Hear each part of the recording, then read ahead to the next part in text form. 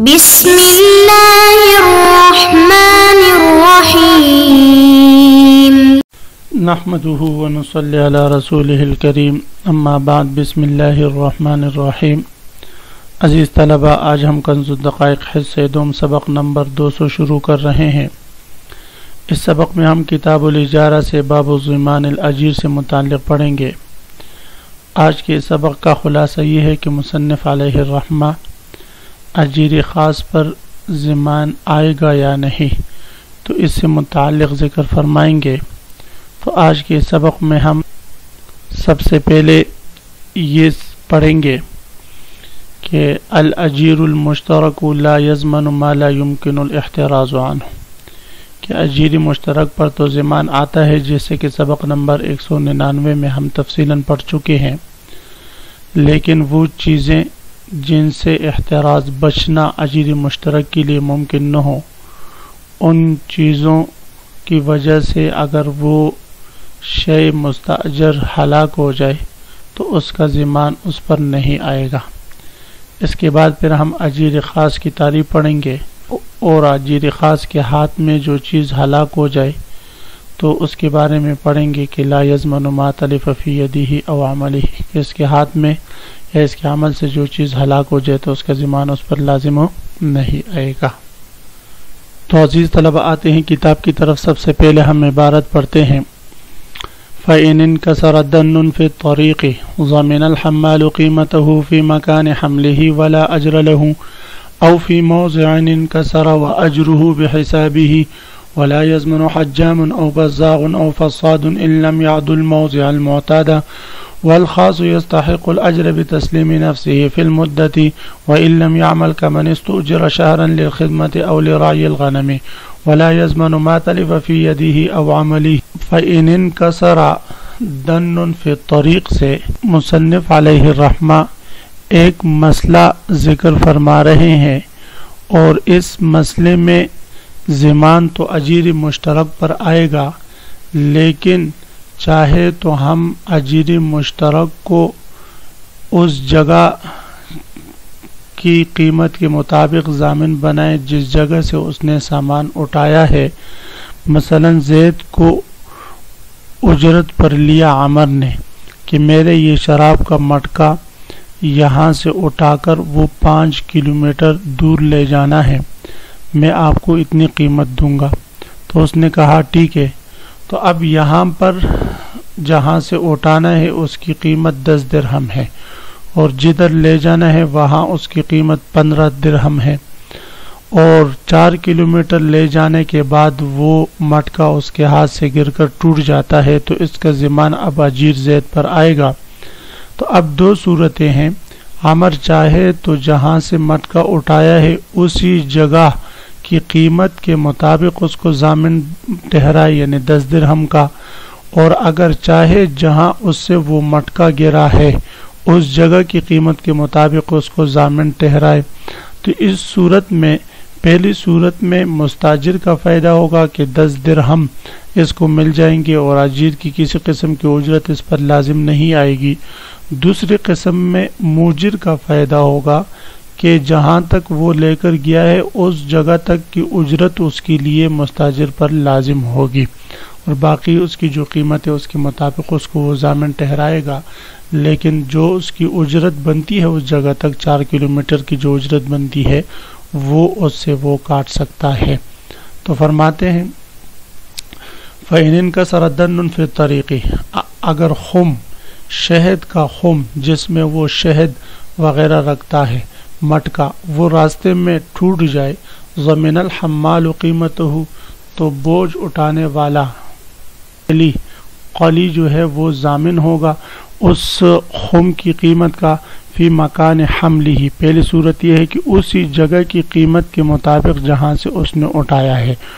ولا اجر لہ، اور اس صورت میں موجر کے لیے کسی مستاجر کے لیے کسی قسم کی اجرت نہیں ہوگی، اور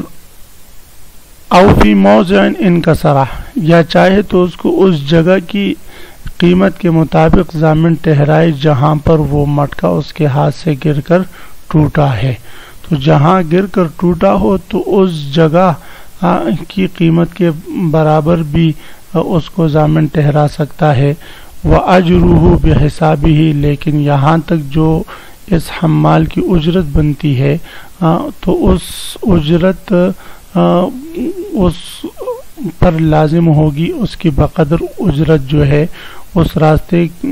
تک جو اس کی اجرت بنتی ہے وہ اجرت اس پر لازم ہوگی. مثلا 5 کلومیٹر دور لے جانا تھا،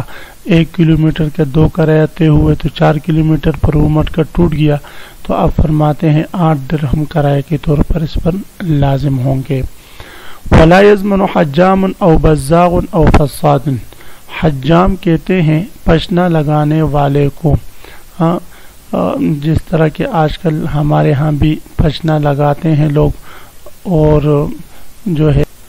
حجامہ وغیرہ لگاتے ہیں، تو پشنا لگانا، حجامہ لگانا، اس لگانے والے کو حجام کہتے ہیں. بزاغ کہتے ہیں داغ لگانے والے کو. جس طرح کی کوئی جانور وغیرہ بیمار ہو جائے تو اس پر جو ہے کوئی لوہا وغیرہ گرم کر کے اس کو داغ لگاتے ہیں. آج کل تو انسان بھی اپنے جسم پر گھٹنے وغیرہ میں درد ہو جائے تو وہ کسی طبیب کے پاس جاتے وہ داغ لگاتے ہیں. یہ اگرچہ ٹھیک نہیں ہے لیکن وہ لگاتے ہیں. چلو اگر اس سے فاقہ ہوتا ہے تو ٹھیک ہے. او فساد، فساد کہتے ہیں رگ میں سوراخ کرنے والے کو.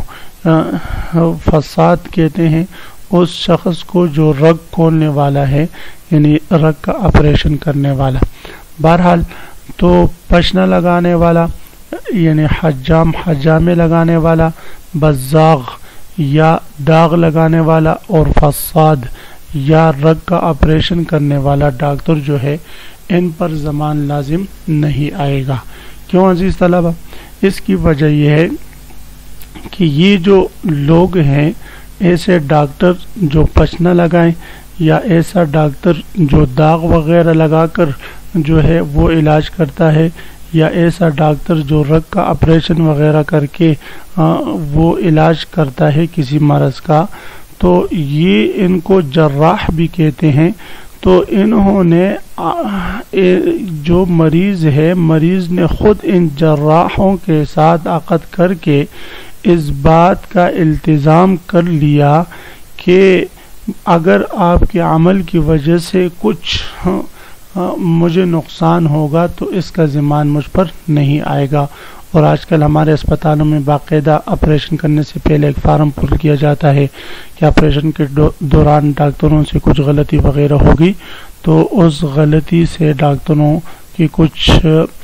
پکڑائی نہیں ہوگی. تو فرماتے ہیں اس صورت میں اگر ان کے اس عمل سے بشرطے کہ انہوں نے اپنے مقررہ حد سے تجاوز نہ کی ہو،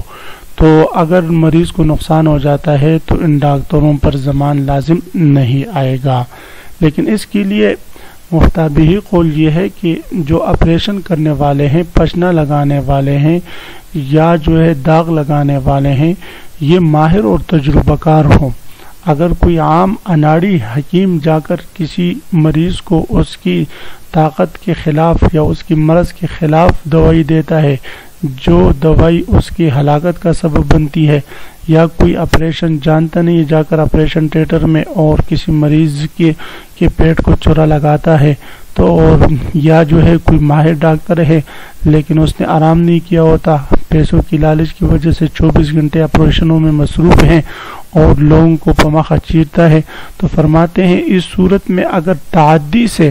وہ کسی مریض کو ہلاکت کی طرف لے جاتا ہے یا کسی کا نقصان کرتا ہے تو اس نقصان کی تلافی اور اس پر پھر درست کرنے کے لیے جتنے اسپتالی خرچہ وغیرہ آئے گا اس سب کا ضمان ان ایسے چھوٹے ڈاکٹروں نے پھر دینا ہوگا. لیکن اگر ماہر تجربہ کار صحت کی کوشش کرتے ہوئے، اپنے بھرپور محنت کرتے ہوئے وہ جو ہے آپریشن کرتے ہیں اور اس میں کچھ نقصان ہو جاتا ہے تو تو ایسے ڈاکٹروں پر کسی قسم کا ضمان نہیں، اس لیے کہ ان کے کام ہی ایسے ہیں کہ جو تھوڑے بہت نقصان سے خالی نہیں۔ ولا یضمن حجام، اور فرماتے پچھنے لگانے والا ضامن نہیں ہوگا، او بزاغ، یا اس طرح داغ لگانے والا، او فساد، یا رگ کا آپریشن کرنے والا، ان لم یعد الموضع المعتاد، اگر وہ معتاد جگہ سے تجاوز نہ کرے۔ مثلا اب پینڈس کا آپریشن ہے، پیٹ میں چورا کاپنا ہے، اور وہ جا کر کمر کو یا اوپر دل کے پاس جو ہے چڑی لگائے، تو فرماتے اس صورت میں موضع معتاد سے تو اس نے تجاوز کر لی، اس صورت میں پھر ان پر ضمان لازم آئے گا۔ والخاص ہو، اب یہاں سے مصنف علیہ الرحمہ اجیر خاص کی تعریف اور اس کا حکم ذکر فرما رہے ہیں۔ اجیر خاص کا حکم ہی سب سے پہلے مصنف علیہ الرحمہ نے یہ ذکر فرمایا ہے کہ الخاص یستحق الاجر بتسلیم نفسہ، کہ اجیر خاص جو ہے وہ اپنے آپ کو حوالہ کرنے ہی سے نفع کا اور اجرت کا مستحق ہو جاتا ہے۔ مثلا اجیر خاص کیا ہے، ہم پہلے پڑھ چکے تھے کہ اجیر خاص وہ شخص ہے جس کا عقد منافع پر وارد ہوا ہو۔ جس کا عقد کس پر وارد ہوا ہو بھائی؟ منافع پر۔ مثلا عامر نے زید سے کہا آپ میرے گھر میں آ کر کام کریں، میری خدمت کریں، میرے حلیے کی خدمت کرتے رہیں،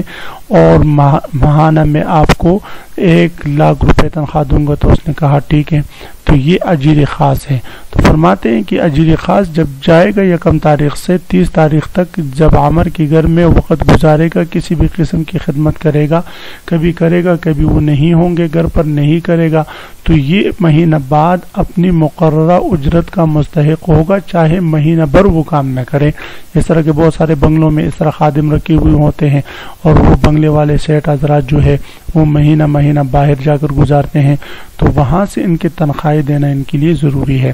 والخاص یستحق الاجر، اور اجیر خاص اجرت کا مستحق رہتا ہے بتسلیم نفسی، اپنے آپ کو حوالہ کرنے سے، فی المدت، اس مدت اجارہ میں، وَإِن لَمْ يَعْمَلْ، اگرچہ وہ کسی قسم کا عمل نہ کرے۔ اب اجیر خاص کیا ہوتا ہے؟ کمن استؤجر شہرا، جس طرح کہ آپ نے کسی شخص کو اجرت پر لیا گیا ہو مہینہ بھر کے لیے، للخدمت، خدمت کے لیے، او لرائی الغنم، یا بکری چرانے کے لیے۔